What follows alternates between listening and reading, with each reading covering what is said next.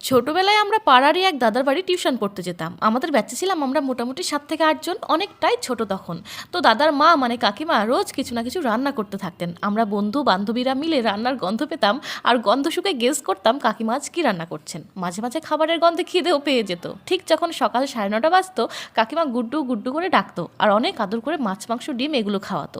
তবে পড়ার ঘর থেকে কাকিমার গলার আওয়াজটি বেশ ভালো পেলেও সেই গুড্ডুর আওয়াজ মোটেই পেতাম না। ভাবতাম টিউশন দাদারই হয়তো ভাইটাই কেউ হবে। আমরা বান্ধবীরা একসময় খুব কৌতূহলে পড়ে যাই এই গুড্ডুটাকে। একদিন প্ল্যান করে ঠিক 9:30টার সময় যখন কাকিমা গুড্ডু বলে ডাক দেয়, আমরা 2-3 জন বান্ধবী দাদাকে মিথ্যে বলে টয়লেট যাওয়ার নাম করে কাকিমার সেই গুড্ডুকে দেখতে যাই। আর গুড্ডুকে দেখে আমার এক বান্ধবী তো মাথা ঘুরেই পড়ে যায়, কারণ কাকিমা গুড্ডুকে খাওয়াচ্ছিল তাওয়া চিকেন কিমা। রান্নাটাই তো ভেজাল নেই, তবে ভেজাল আছে সেই গুড্ডুতে। গুড্ডুকে দেখে সেই ডায়লগটির কথা মনে পড়ে যায়, আমরা খেতে বসে পাই না একটা গোটা ডিম আর কুকুরে খাই ডজন ডজন ডিম। এবার তোমরা আইডিয়া করে কমেন্ট করো তো গুড্ডুটা ঠিক কে?